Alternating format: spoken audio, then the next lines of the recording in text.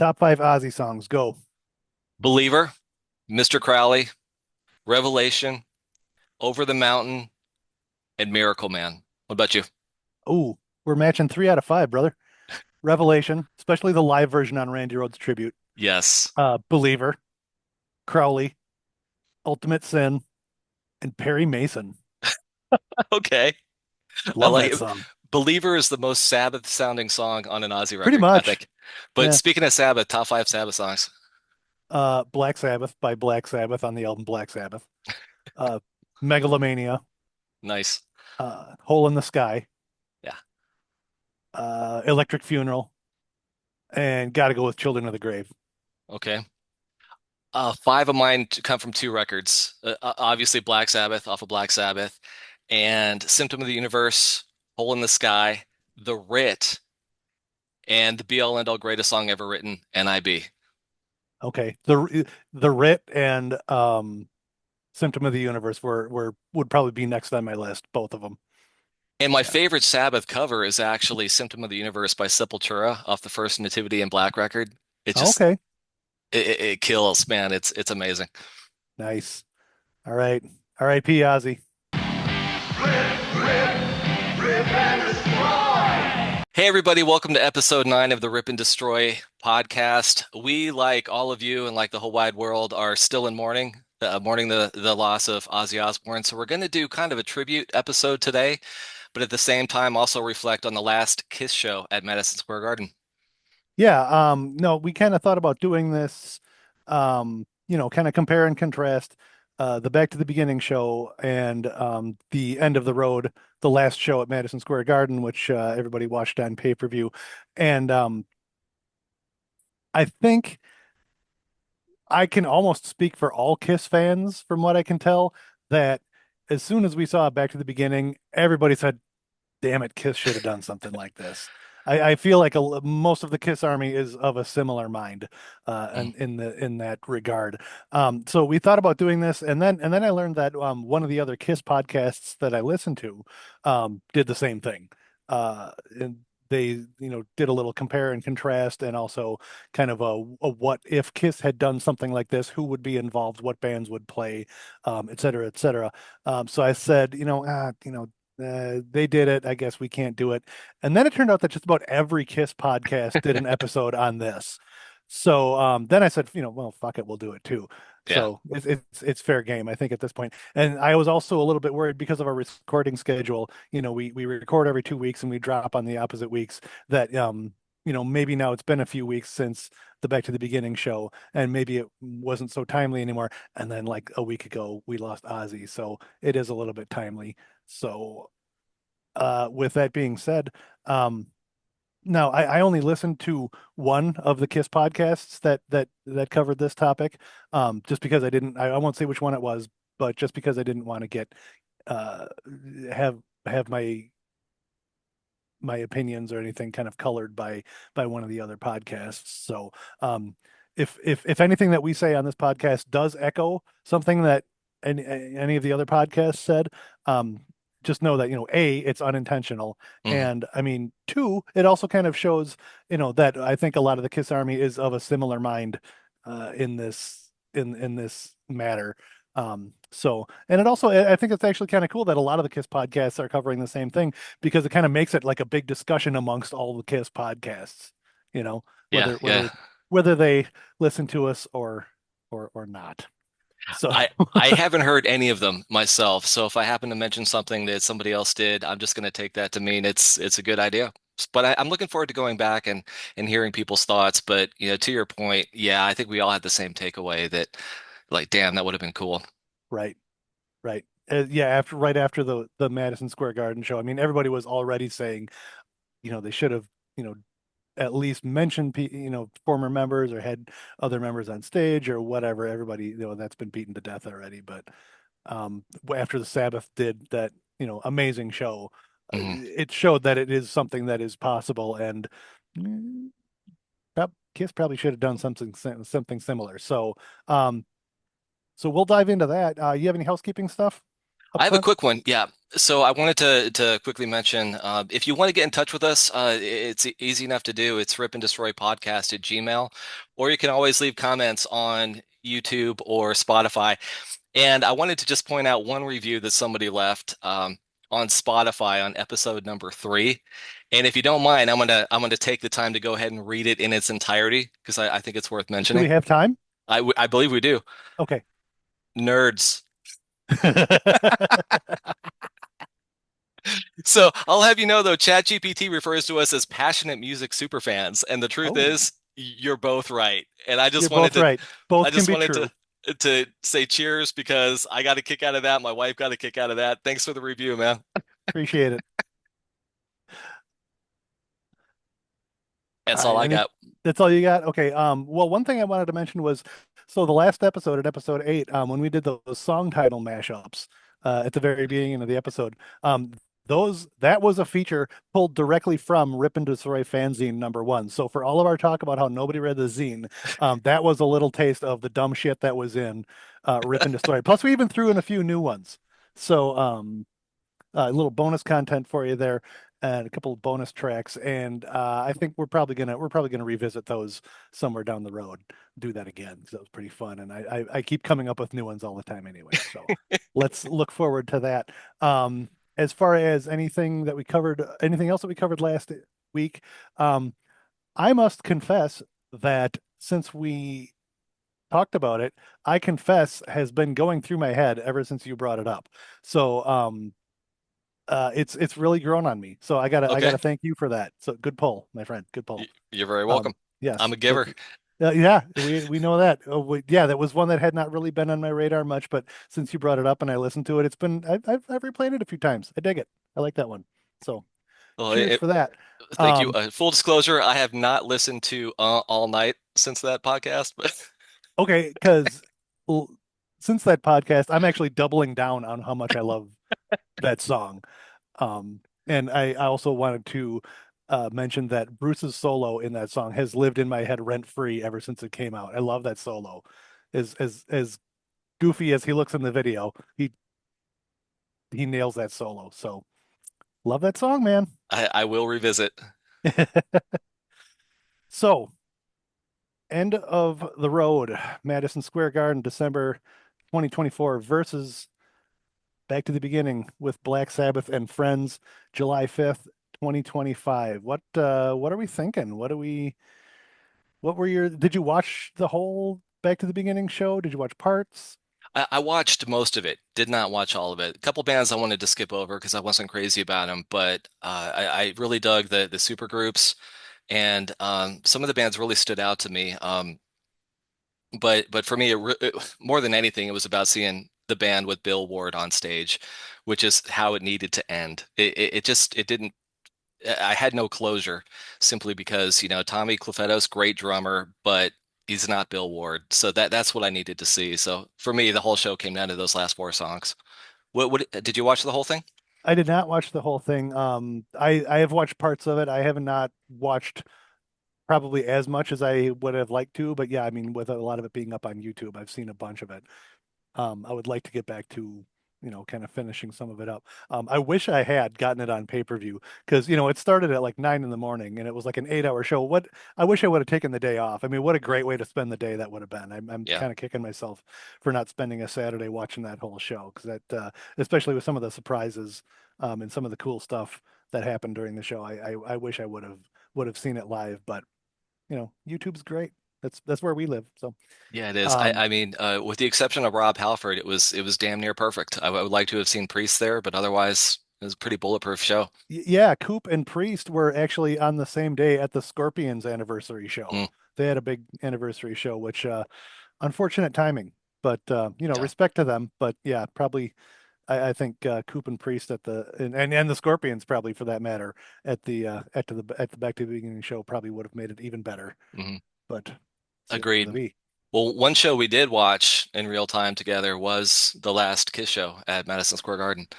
Yeah, we both So did. We both got the pay-per-view and we Zoom partied it as we much as did. much as we're doing now. Exactly. And before we get into some of the things that we would like to have seen at the show, kind of the what should they have done part of the conversation. I like to just touch on a couple things that I think they should not have done. And if you'll allow me just a couple minutes to rant, I think what they should not have done was pretty much what they did. For the simple, I mean, for the simple fact that they toured on and off for 3 years that exact same show. Right. And I saw it live. I could have seen it live 3 times. I watched it on YouTube, and I'd also watched it on pay-per-view already. So the show was well worn by this point. Hmm. With the exception of, swapping out Tears Are Falling for Making Love, it was the exact same set list as they had done in Dubai. So all they really added was, the avatars uh and then Gene talking about passing a kidney stone at the end. I don't know why that made the air. But otherwise, it was the exact same show that we had seen 8,000 times over the course of about 3 years. So to come out and just do that again for me was a little lackluster, I think. Yeah. Yeah. It was anticlimactic, and there was nothing other, like you said, other than the attempt at walking off into the smoke and unveiling the avatars. There was nothing else that was particularly special about the show other than we paid $40 to watch it on pay-per-view. Again, Um, again, and I will admit, I'm going to put this out there. I didn't think they sounded great on their last show. I spent a lot of that show watching it going, it's time, guys. It's time. mm, So hate to say it, but I mean, when I saw them in Milwaukee on the end of the road tour, I thought they sounded great. mhm, But on that pay-per-view, you know, it was one more thing I was a little bit disappointed in. agreed. Agreed. So what are some of the things you would like to have seen happen that night at MSG?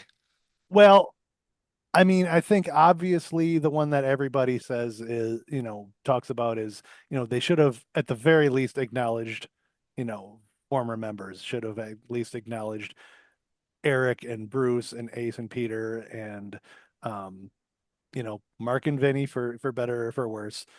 But, whether that entailed bringing anybody out on stage, whether that entailed the video package, um, whether that involved some talk, um, I honestly, short of going all the way into a back to the beginning type show, I guess I don't really know what else they could have done other than, bring out, everybody who really kind of deserved to be there.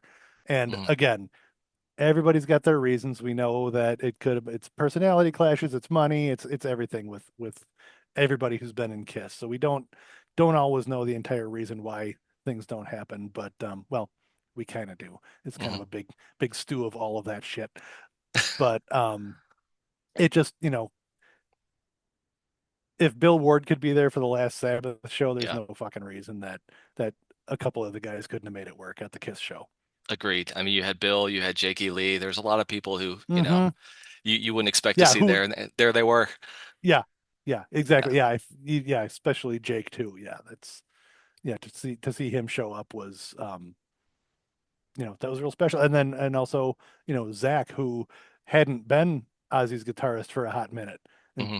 there he is, Yep. like the good soldier that he is, man. Good buddy of Ozzy's and a long part of his history, and he deserved to be there just as much as everybody else. Yeah, I did. And one thing Sabbath did is they just celebrated one era of the band, and rightly so. But I think Kiss could have celebrated every era of the band. Yeah, and And that's, it honestly to play devil's advocate a little bit, we complain about, Ace Peter et al. Not being involved in the final Kiss show. But I mean, I guess to play devil's advocate, you know, I didn't see any, heartfelt tributes to Tony Martin and Cozy Powell at Back to the Beginning. So, right, right. um, which side note, I started listening to some of the 90s Sabbath stuff, and I don't hate it. It kind of reminds me of like Yngwie Malmsteen without Yngwie Malmsteen. Kind of like if Rising Force had pulled a Vinnie Vincent invasion, kicked the guitarist out, and just became their own band. Yeah, That's yeah, kind of yeah. what 90s Sabbath sounds like to me, and I kind of dig it. As Tony long Martin as sounds a hell of a lot like Joe Lynn Turner, if you ask me. He does. I'm a huge Joe Lynn Turner fan too, and he could pull off stuff from every era of the band too live. And I think, Headless Cross and Cross Purposes are great records. You just Yes. you can't go into it with like, paranoid expectations. As long as you, Right. No. uh, Well, it's just like, yeah, it's just like comparing 70s Kiss to 80s Kiss. It's a completely different beast, but it's still Kiss right. in one form or another, different eras.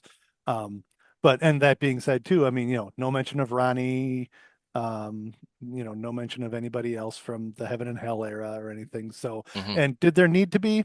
It's debatable, but yeah, it really was about the original lineup in this case, which then you could make the argument that the final Kiss show maybe should have been about the original lineup, but once again, nobody wants to play ball. Right. Well, when I was thinking about this, as I'm prone to do, I kind of broke it up into pieces. And to me, I would love if I could fantasy book the last Kiss show, I would have broken it up into five pieces. Three of them would have been Kiss sets. I think the first set should have been the modern lineup.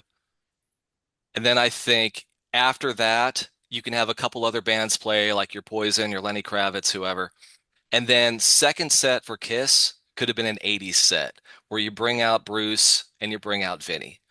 Then after that, a couple more bands, Cheap Trick, Anthrax, Garth Brooks, what have you. And then the final set, what I would love to have seen is the original four come out for four songs with 1975 Winterland staging, just candelabras, real simple, stripped down. They do four songs, and then all the former band members come out for Black Diamond. Black Diamond turn it into like a 20-minute jam, right? And then everybody from every band that played comes out at the end for Rock and Roll All Night. I think Oh, it would have been sure. killer. Yeah, that reminds me a little bit of the Big Four show where they Yes, where everybody came out and did Am I Evil at the end. right, right. So yeah, that's a great idea. That's cool. Gene Simmons could be wearing, he could be wearing the Skull and Crossbones t-shirt from from those early days. Yep. So yeah, that's a cool idea. That's a cool idea. Um, so if barring that, so now let's say Kiss did, a Back to the Beginning type, all day festival. Hmm. Um, what do you thinking that would look like? Probably a lot You, like, like the Kiss My Ass tribute record. There's a huge list of bands that could have played throughout the course of the entire day. Oh, one more quick thought though about, bringing the old guys back. I'm really Mhm. not asking for anybody who didn't play a vault show, so I don't necessarily see why they couldn't play the last show. True, true. Yeah, if Vinny can come out and if Vinny can show up for a vault show, Yep. he can show up at MSG. You would think. I mean, I don't put anything past that guy, but So for an all-day show though, there's so much documentary footage, there's archival footage, there's testimonials, there's a lot of people that could have, paid tribute, countless bands that could have played. I mean, you could turn that into an all-day show real easy, I think. yeah. Do you have any thoughts on some of the bands that you would like to see there? A few that I mentioned, I'd love Hmm. to have seen, Cheap Trick, of course. I think is again the perfect opening band. I was trying to think of bands that were influenced by Kiss. Most of them were 80s bands. I mentioned Poison. I'm not a fan, and I don't necessarily want to pay to watch them on pay-per-view. But I think that type of band would have been perfect because they were so clearly influenced by Kiss and played some Kiss covers Yeah, and over I the think I years. think CC and Paul were pretty good friends back in the day. Yeah. So, yeah, I know they were big Kiss fans. But what about you? Who comes to mind?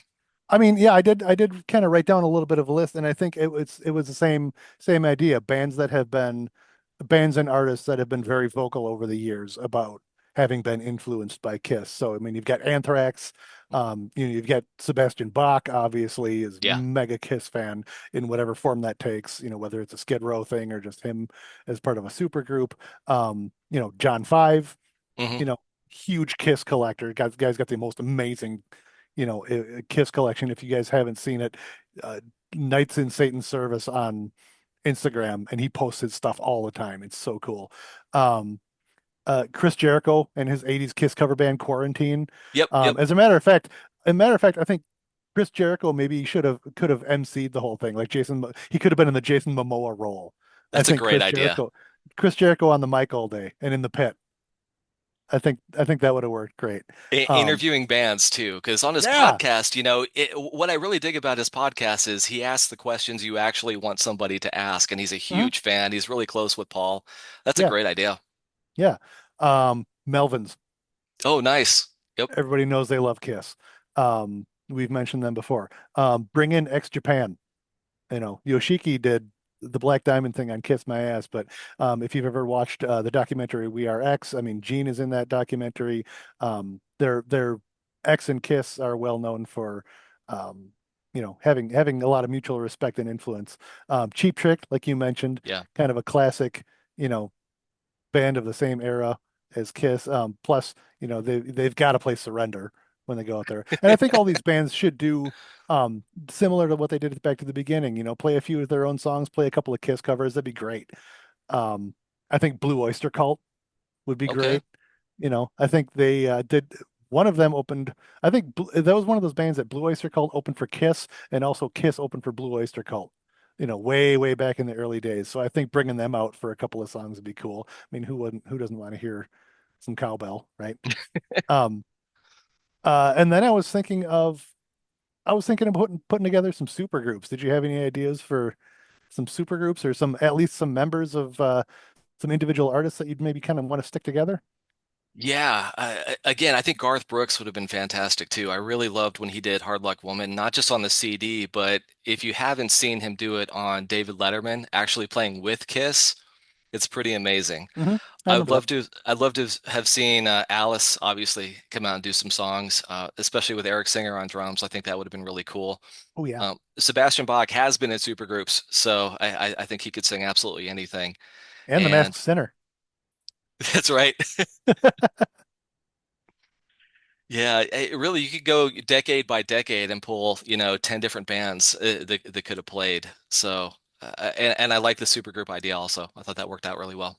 Yeah, that was really cool. Um, I think obviously he was a big part of not only Back to the Beginning, but we know he's a huge Kiss fan. Tom Morello, I think, would have to be involved Hmm. somehow. I'd probably throw him in a super group. Um, like you said, Alice Cooper.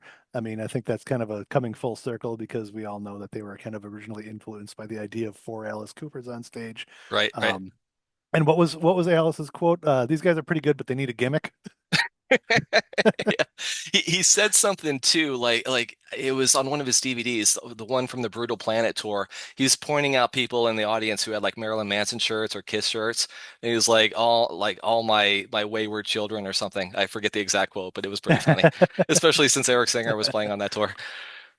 Yeah, yeah. Um, and I think one thing that I really kind of dug about Back to the Beginning was like I don't I don't really like Steven Tyler or Aerosmith, but I thought it was cool that he was there, Right, right? right. I thought it was super cool that Ron Wood from the Stones was there and Hmm. that they all played together. So to go along those lines, I think Jimmy Page and Paul McCartney should show up and be part of a super group because that would just tickle Gene and Paul pink, right?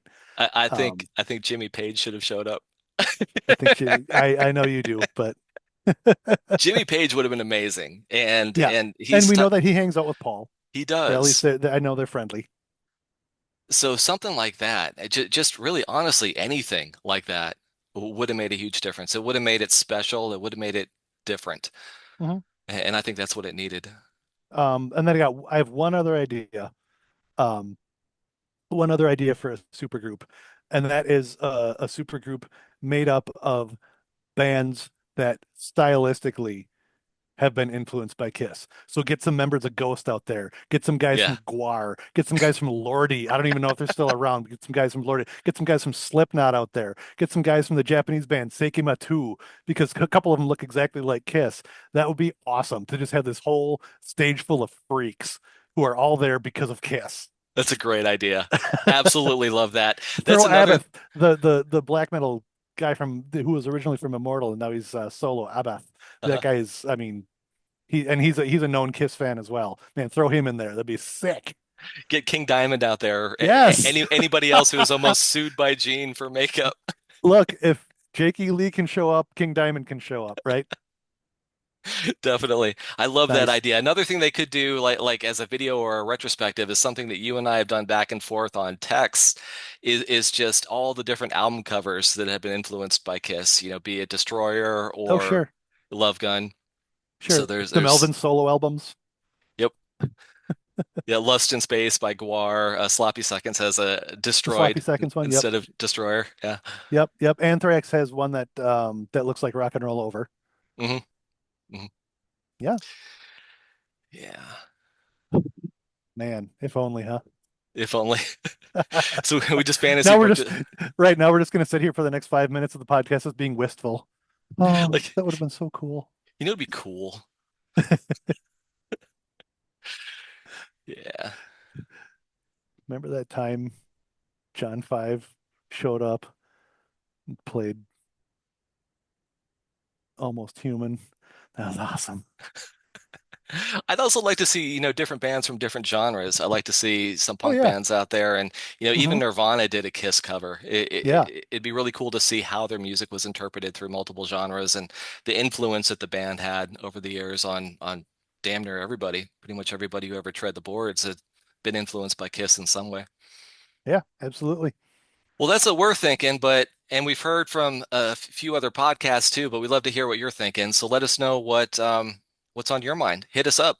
Again, rip and destroy podcast at gmail.com, or like our friend did, leave us a comment on Spotify or YouTube.